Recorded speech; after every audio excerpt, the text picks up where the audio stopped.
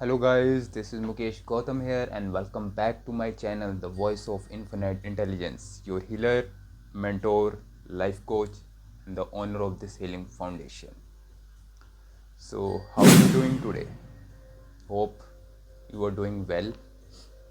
So, let's begin with new topic जो कि आज की डेट में सबसे ज़्यादा जिस प्रॉब्लम के साथ लोग डील कर रहे हैं वो है एक तो वो कार्मिक रिलेशनशिप एंड जनरेशनल कर्स। जो कार्मिक रिलेशनशिप है ये कार्मिक रिलेशनशिप ही आगे जाके जनरेशनल कर्स में कन्वर्ट हो जाता है, तो उसी को समझेंगे कि कैसे। ऑलराइट, अगर इस पे आज की डेट में आपने डीप फोकस नहीं डाला तो ये जो है आपका जो कार्मिक पीरियड है वो उसका एंड कब होगा इसके बारे में मैं नहीं बोल सकता अभी। As I told you earlier कि जो भी नेक्स्ट जो सेशन रहेगा वो ड्रामेटिकली रहेगा, तो उसको डायग्राम के साथ आपको सब कुछ अंडरस्टैंड करवाऊंगा कि कैसे कार्मिक रिलेशनशिप जो है बहुत बड़े जनरेशन कर्स में कन्वर्ट हो जाता है या चेंज हो जाता है। ऑलराइट, तो हम इसी को स्टेप बाय स्टेप समझेंगे।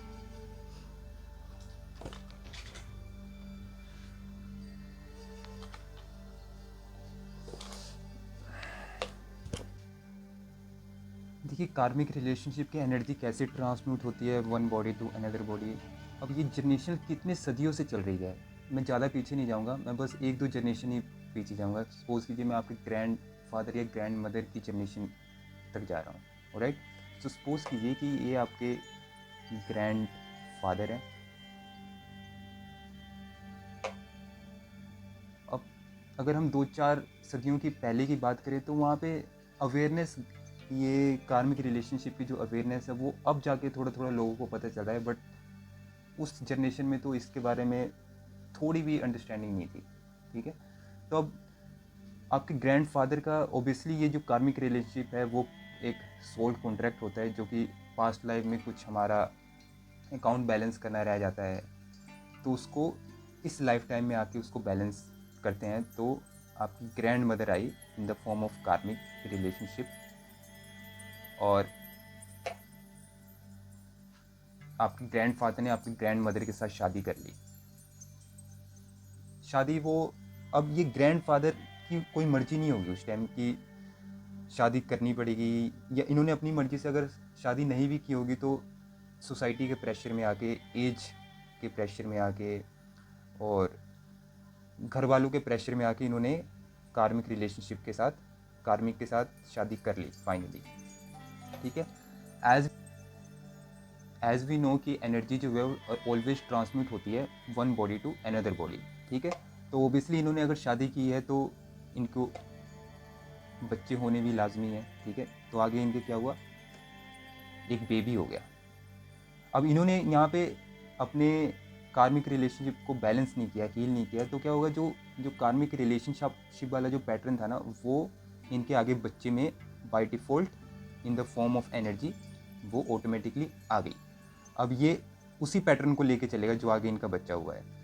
दूसरा बच्चा हुआ, एक लड़का हो गया एक लड़की हो गई, तो वो पैटर्न जो है वो सेम इस गर्ल में भी वही पैटर्न होगा, वही कार्मिक एनर्जी होगी। ऑलराइट, तो ये भी वही एनर्जी लेके चलेगी। नेक्स्ट, अब इनके भी बच्चे होंगे आगे, ये भी बड़े होंगे, ये भी एक चाइल्ड ग्रो करेंगे। तो अब इन्होंने शादी कर ली और इसके भी 2 बच्चे हो गए, अब इस लड़की को भी 2 बच्चे हो गए।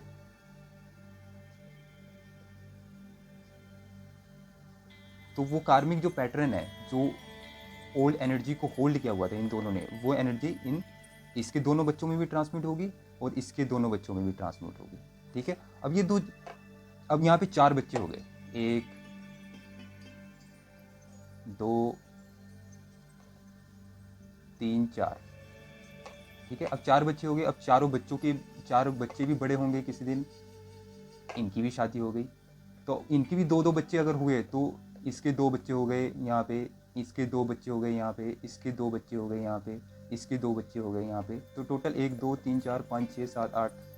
तो इन जो आगे जो जनरेशन आई 8 बच्चे में वो कार्मिक पैटर्न वो जो कार्मिक पैटर्न रहेगा वो 8 बच्चों में भी होगा, फिर आगे ये 2 बच्चे पैदा करेंगे उनमें भी एक कार्मिक रिलेशनशिप वाला लूप, ये कार्मिक रिलेशनशिप लूप ये चलता ही रहेगा जब तक हम इसको अपने लाइफ से अवेयरनेस में आके कट ऑफ नहीं कर देते, ठीक है। अब इसको ब्रेक कैसे करना है फिर, ये तो एक तो वायरस की तरह काम कर रहे हैं ना वो एनर्जी की, उससे ऑटोमेटिकली वो बच्चा जिसको हम सेव करने की कोशिश कर रहे हैं कि हमारा बच्चा आगे चल के सेफ रहे, हम जो प्रॉब्लम्स फेस कर रहे हैं वो हमारे बच्चों में ना आए, तो हम तो ऑलरेडी इसके बारे में अवेयरनेस नहीं है, तो वो तो ऑटोमेटिकली वो बाय डिफ़ॉल्ट आपके बच्चे में in the form of energy उनके रूट चक्रा में आ चुकी है। ऑलराइट,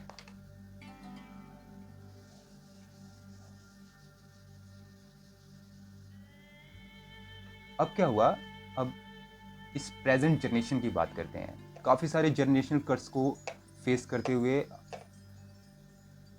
आज की डेट में आपको इसको अकाउंट कैसे बैलेंस करना है उसके बारे में, ये मॉम है ये डैड है, ठीक है, इन दोनों में से किसी को भी अवेयरनेस आ गई। अब क्या किया इन्होंने, आपने जो है डिसाइड किया, किसी हीलर को सर्च किया, उनसे अपनी सारी प्रॉब्लम डिस्कशन की कि मेरी शादी हुई थी इतने साल पहले, 2-4 साल पहले शादी अच्छी चली, उसके बाद जो है शादी जो है वो बहुत ही ज़्यादा टॉक्सिक हो गया, तो वो कार्मिक रिलेशनशिप की वजह से ही हुआ था, क्योंकि कार्मिक रिलेशनशिप का जो मेन मोटिव होता है इस लाइफ टाइम में वो होता है to teach you a important lesson of the life, but वो लेसन देने का उनका तरीका जो है वो बहुत ही ज़्यादा टॉक्सिक और पेनफुल होता है, ठीक है। तो यहाँ पे आपको अवेयरनेस आई, आपने हीलिंग सेशन लिया, हीलिंग करके आपके सारे जनरेशन कर्स को आपकी लाइफ से कट किया गया। अब क्या होगा, जो आपका जो बच्चा होगा ना वो हमेशा हमेशा के लिए सेफ हो जाएगा। जो भी आप पैटर्न पास्ट में सफ़र कर रहे थे, जिस पैटर्न को आप इतने लंबे टाइम से लेके चल रहे थे, यहाँ पे आपका जो बच्चा, सबसे ज़्यादा जो बेनिफिट होता है ना वो एक कार्मिक रिलेशनशिप को हीलिंग सेशन लेके उसको अपनी लाइफ से पैटर्न को हटाने का सबसे ज़्यादा जो बेनिफिट होता है वो आपके बच्चों को मिलता है, आपको मिलता है। बट देखिए जो कितना टाइम पीरियड रह गया है, 30-35 साल तो हमने पहले ही अपनी लाइफ को वो कर लिया है, पेन सफ़र कर रहे थे 30, अब हमारे पे जितना लाइफ बच गया है, बट ज़्यादा से ज़्यादा आज की डेट में जो लाइफ चल रही है लोगों की वो 70 साल तक चल रही है, तो 35 साल तो आपने ऑलरेडी कर लिया है, हैंडल कर लिया है, आपके पास 35 साल बचे हैं। 35 साल के बाद अब आपके बच्चे भी हो गए, आपका जो सारा जो फोकस रहेगा वो आपको अपने बच्चों को ग्रो करने में होगा, ठीक है। तो अब इनकी लाइफ अभी स्टार्ट हुई है, तो ये जो आपने हीलिंग सेशन लेके जनरेशनल कट को अपने जनरेशनल को कट किया है, वो उसका बेनिफिट आपके बच्चों को 99% मिलेगा, क्योंकि जिस एनर्जी के साथ आप अपने रिलेशनशिप में डील कर रहे थे उस एनर्जी के साथ आपका बच्चा डील नहीं करेगा। बट अगर आपने यहाँ पे फिर से आपने लैक ऑफ अवेयरनेस की वजह से आपने इस चीज़ को इग्नोर कर दिया, तो क्या होगा, जो आपके बच्चे हैं उनके साथ भी वैसे ही होगा जो आप चीज़ें फेस कर रहे हो, चाहे लड़का हो चाहे लड़की, दोनों, ठीक है। ये भी वही फेस करेगी और ये भी वही फेस करेगा, तो आगे फिर से इनके बच्चे होंगे, फिर वही ये लूप फिर से क्या होगा, चलता ही रहेगा, चलता ही रहेगा, चलता ही रहेगा साइकिल, जब तक आप उसको अपने लाइफ से ब्रेक नहीं कर लेते हो। यही रीज़न है कि हीलिंग सेशन जो है बहुत बड़ा इंपॉर्टेंट रोल प्ले करती है आपकी लाइफ में। तो आप हीलिंग सेशन लीजिए, इस जनरेशन कट्स को कैसे कट करना है उसके बारे में समझिए और अपनी लाइफ में एक न्यू एनर्जी के साथ आगे बढ़िए। ऑलराइट,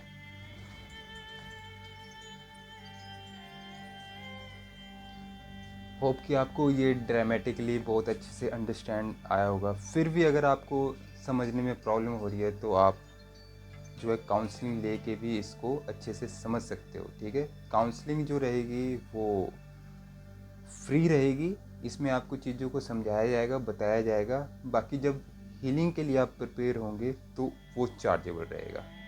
ऑलराइट, बस मेरे इस वीडियो सेशन का आपके सामने बताने का सबसे बड़ा मोटिव यही था कि कार्मिक पैटर्न जो आप काफ़ी लंबे टाइम से लेके चल रहे हो उस पैटर्न को as soon as possible cut कीजिए, ताकि आपकी जो नेक्स्ट जनरेशन है वो एटलीस्ट वो तो सेफ रहे। आपने इतने सालों तक कितना पेन और पेनफुल सिचुएशन सफ़र कर लिया है, बट जो आपका जो नेक्स्ट जनरेशन है उनकी तो कोई गलती नहीं है उसमें, ठीक है। तो वो एटलीस्ट सेफ़ और सिक्योर रहे, उनकी लाइफ में जो है एक न्यू एनर्जी के साथ उनका स्टार्टअप हो। बस यही है जो मेन मोटिव है इस वीडियो का, ठीक है। अब आप खुद देखिए कि 4 साल पहले आपने एक डाइवोर्स के लिए बोला था कि मुझे डाइवोर्स चाहिए, आपने काफ़ी सारे सिचुएशन हैंडल किया, बट जब है वो सिचुएशन, वो प्रॉब्लम जब आउट ऑफ लिमिट होने लगी तो आपने डिसाइड किया कि चलो मैं अब डाइवोर्स ले लेता हूँ, ठीक है। अब वो डाइवोर्स का जो पीरियड है, 4 साल पहले आपने डाइवोर्स के लिए अप्लाई किया था, और वो 5 साल हो गए, 6 साल हो गए, 7 साल हो गए, 8 साल हो गए, 9 साल हो गए, 10 साल हो गए, 12 साल हो गए, 15 साल हो गए, वो डाइवोर्स अभी तक वैसा का वैसे ही पड़ा है। तो आप खुद सोचिए कि ये जो 10 साल 15 साल की जर्नी थी जो आपकी, ठीक है, अगर इसको आपने हीलिंग सेशन लेके उसको अगर आपने बैलेंस कर लिया होता कार्मिक रिलेशनशिप को, तो वो आपने जो सफरिंग कर रहे थे 10-15 सालों से, वो 1-2 साल में ही आपका कवर हो जाता, और आज की डेट में आप न्यू एनर्जी और एक न्यू पर्सनैलिटी के साथ अपने फैमिली के साथ होते। अब यहाँ पे कुछ लोगों का सवाल होगा कि जो करवाता है भगवान ही करवाता है। देखिए, हायर एनर्जीज और सुप्रीम एनर्जी जो है ना, वो अकॉर्डिंग टू योर कर्मास वो होते हैं, नो डाउट, बट कुछ चीज़ें ऐसी होती है जो कि हमारे हाथ में होती है, वो हमारे ही लैक ऑफ अवेयरनेस की वजह से वो सफरिंग हमारी लाइफ में आती है, ठीक है। तो इसमें जैसे एज वी नो कि कर्मा में हायर एनर्जीज और गॉड इनका कोई रोल नहीं होता है, हमें कर्मा बैलेंस करना ही होता है एनी हाउ, ठीक है। इसमें भगवान को बीच में मत डालिए, ये तो डैमेज कंट्रोल वाली बात हो जाएगी फिर, ठीक है, कि आप अपने डैमेज को कंट्रोल करने के लिए आप बीच में भगवान को डाल रहे हो।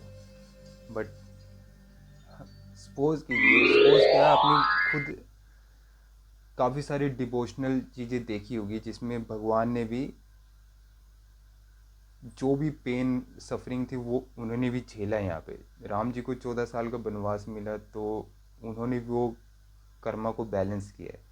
तो जब भगवान ही अपने कर्मा को एक मैजिक के साथ बैलेंस नहीं कर सकते, तो वी आर ह्यूमन बीइंग, ठीक है। तो हमें भी तो वैसे ही करना पड़ेगा ना।